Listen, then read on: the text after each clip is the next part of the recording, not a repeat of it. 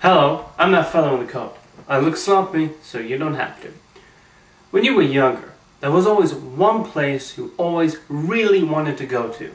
We couldn't escape this desire to go there. Every time we watched The Lion King and Aladdin on video, the previews teased us, showing us the happiest place in the world.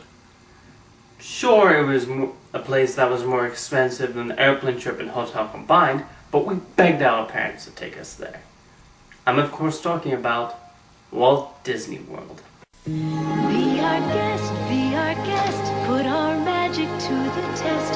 Bring a heart that's full of wonder and let Disney do the rest. Come to our world and be part of our family. Come be our guest. Good night, Mickey. The Walt Disney World Resort in Florida. Consisting of 4 theme parks, Walt Disney World stands as one of the most popular tourist destinations in the United States, attracting everybody, young and old. The late Walt Disney was working on the Florida Project, as he dubbed it, even before he died. And when it finally opened in 1971, his brother Roy Disney dedicated the resort to Walt. So now, let's take a look at the first park, Magic Kingdom. The Magic Kingdom follows a traditional Disneyland formula, with its many themed lands. So the park starts off with Main Street USA, a quaint, nostalgic look at Disney's youth. And it does not contain a single ride whatsoever. What an exciting way to start the day. Until you see into the distance this familiar sight. Upon seeing this monumental sight, even the most hard-nosed Jack or Joey starts to feel good inside and find the child within them. Stars will come to you. Now, afterwards, the real adventure begins with Adventureland. This land allows you to explore a jungle world, most notably in the Jungle Cruise, a river ride featuring animatronic animals. Another new addition to the Jungle Land Cruise is the African Veldt area. Here the animals are gathering around, watching the lions who have just made a kill.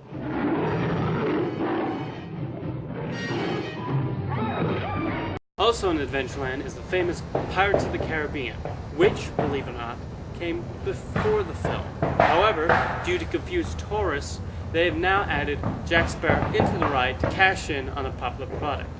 Thankfully, the Haunted Mansion still retains its creepy atmosphere and catchy theme song. The cryptos creak and the tombstones quake. Come out for a swinging blade.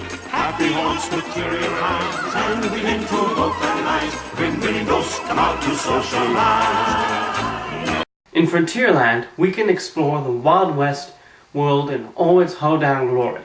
The most famous ride here is Splash Mountain, in which you meet some jolly animal characters before going down a big waterfall.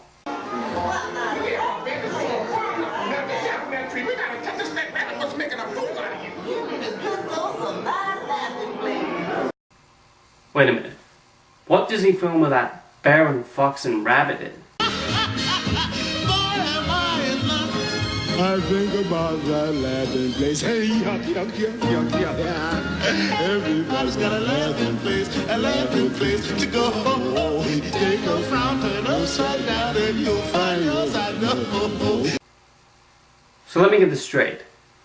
The main characters in a banned Disney film are allowed to be in one of Disney World's most popular rides? Can somebody explain to me how that makes any sense? Next we enter Fantasyland, home to the park's most well-known rides. Fantasyland is home to Dumbo's Flight, Mad Hatter's Tea Party, Peter Pan's Flight, Snow White's Scary Adventures, and formerly Mr. Toad's Wild Ride.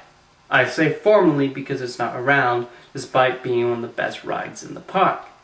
I mean, this ride was zany, exciting, and even ended with you dying. I'm serious. This ride actually ended in hell. And what did Disney, in all their wisdom, decide to replace it with? Poo. Quite literally, poo. And then there is a ride everybody remembers mainly because of that infernal song. It's a charming ride, but that song never leaves your head. It's always there in your memory. You know you never ever forget it. Ever again. Help me. Thank you. Let's go to the final world of the Magic Kingdom, Tomorrowland, which promises a look at the future and what we can expect. If ever there's a feature attraction here, it's Space Mountain. And I still remember getting goosebumps from the promo. Your destination, outer space.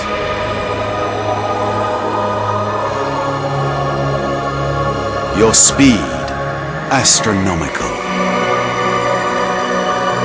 Your closest encounter, asteroids.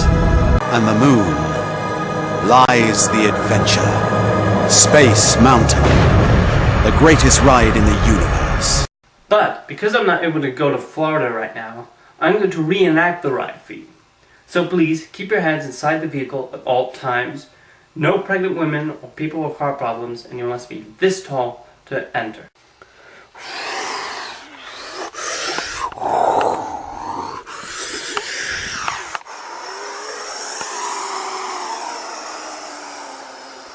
Wasn't that fun?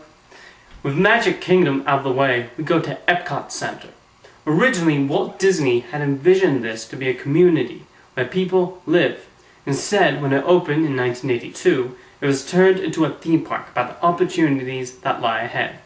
The most notable part of Epcot is Spaceship Earth, a big dome and the symbol of the park. Designed with the help of science fiction writer Ray Bradbury, Spaceship Earth is a monumental achievement, and the ride inside it is both exciting and educational at the same time. Also worth going to see is Honey, I Shrunk the Audience. If you want to see rats run under your feet or have a lion actually roar in front of your face, I think this is going to be your thing. And finally, since you're actually paying plenty to go to Disney World, then you can easily chop your traveling budget in half when in Epcot. The second area of the park is the World Showcase, where you can visit 10 different countries by just walking around.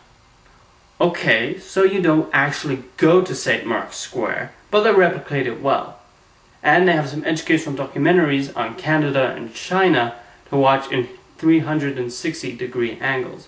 So, final verdict, Epcot is definitely worth going to. Disney MGM Studios, the third park, was originally going to be a part of Epcot, but Michael Eisner wisely felt that it should receive its own park.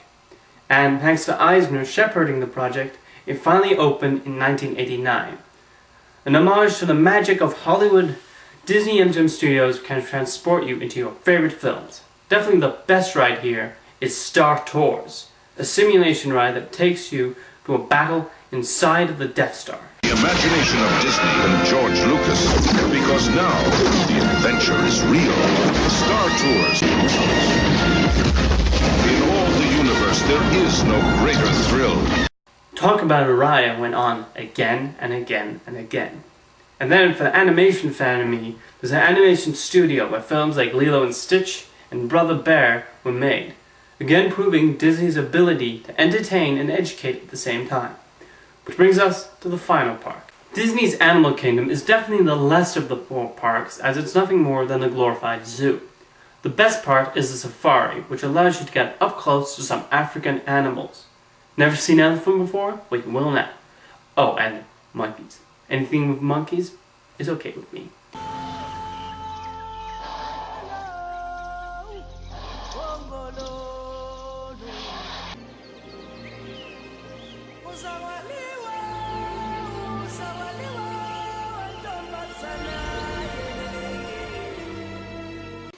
Aside from that, there's nothing much to be excited about, aside from the 3D show. Still, it's a nice theme park for anybody who loves animals, except for PETA. They love them a little bit too much. Well, that's my look back at Walt Disney World, the happiest place on earth. I hope that was helpful, and may your dreams come true. I'm not telling you. I look sloppy, so you can. Anything your heart desires.